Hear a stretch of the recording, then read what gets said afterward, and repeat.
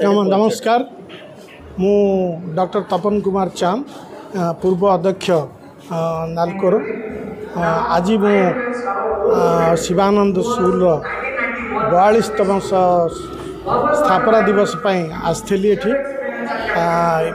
आपण माने जानती जे शिवानंद स्कूल दीर्घ 42 वर्ष है छात्र मानक गुणात्मक शिक्षा दे चलती।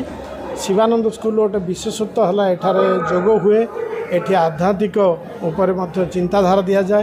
तेणु छात्र माने जो माने ए शिवानंद स्कूल रे अध्ययन करती से माने खाली पाठ्य पढ़ती ता नहीं ता सहित से गुण कि वैल्यू सिस्टम जो अच्छी से वैल्यू सिस्टम टाक से आक्वायर करती। आउ एठाकर छात्र माने जो आलुमनी अच्छा अनेक आलुमनी आज से जीवनी वर्णना करते से जीवन सफलता पाई अनेक आलुमनी ओडिशा एडमिनिस्ट्रेटिव सर्विसेस से नियुक्ति पाई।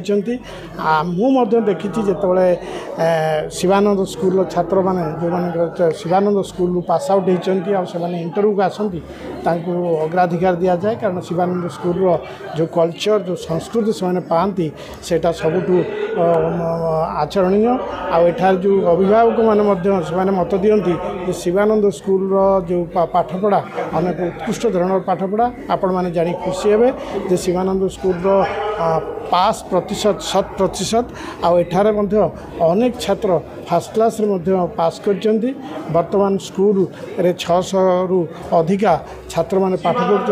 आठार आउ गोटे विशेषत्व है एमाने अनेक गरीब श्रेणी छात्र मानक विभिन्न राज्य तथा देशर विभिन्न स्थान से आनी एठार से रेसिडेंशियल स्कूल रखी पाठ पढ़ाती। तेणु से सब छात्र छात्र मैंने तो सफलता अर्जन करती अनेक खुशी लगे। आमे एठी वर्तमान सहयोग करूँ सहित शिवानंद स्कूल सहित जे छात्र छात्र मानक जमी भल पाठर सामग्री दे पारती। मु पर्सनाली एठी गोटे कंप्यूटर लैब सेटअप करने से सहयोग देती। तेणु आम आशा करूँ जे आगामी दिन में शिवानंद स्कूल आहरी अनेक सफलता पाइब। मु आज गोटे घोषणा करी जो शिवानंद स्कूल जो टॉपर हे जे मीन मिनरल कंपनी तरफ 1 लाख टका पुरस्कार दिया।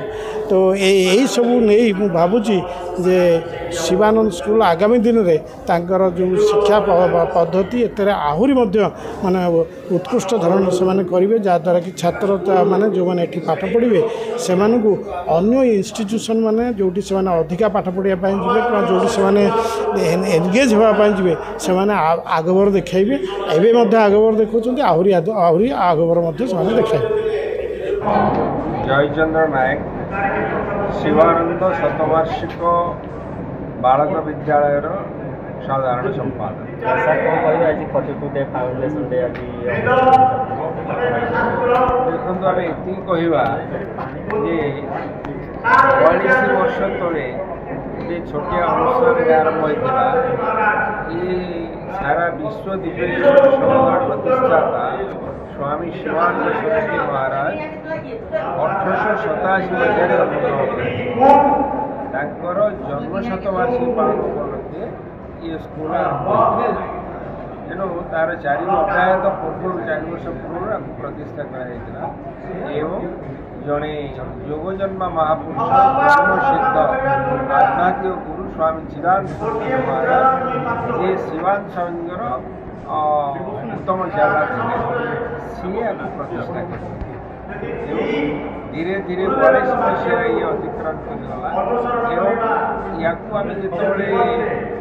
जो 84 मसीह जहाँ था या 2025 मसीह 84 मसीह से कल्पना कर ये हूँ ईश्वर कृपा और गुरु गोटे जिनस सत्य को मन रखिए संसार में आम द्वारा किसी कार्य हुए ईश्वर इच्छा आम परिचालित ईश्वर इच्छा संसार परिचालित ईश्वर इच्छा समस्त जाता केतबले आम मन अभाव आसे आम किसी किंतु प्रकृत जदि आम सनातन धर्म भगवद गीता रामायण अध्ययन करवा सुस्थ प्रमाणित है जहाँ ପୂର୍ବରୁ ଈଶ୍ୱରଙ୍କ ଦ୍ୱାରା ସ୍ଥିରୀକୃତ ହୋଇକି ତାହା ହିଁ ଆମ ଜୀବନରେ ଏଥିରେ କୌଣସି ଦ୍ୱିମତ ନାହିଁ। ଯେମିତି ସତ୍ୟତା ଅଛି ଜନ୍ମ ମୃତ୍ୟୁରେ ମୃତ୍ୟୁ ସୁନିଶ୍ଚିତ ଏବଂ କାହାର ମୃତ୍ୟୁ କେତେବେଳେ ଆସିବ କେହି ଯେମିତି କହିପାରିବେନି।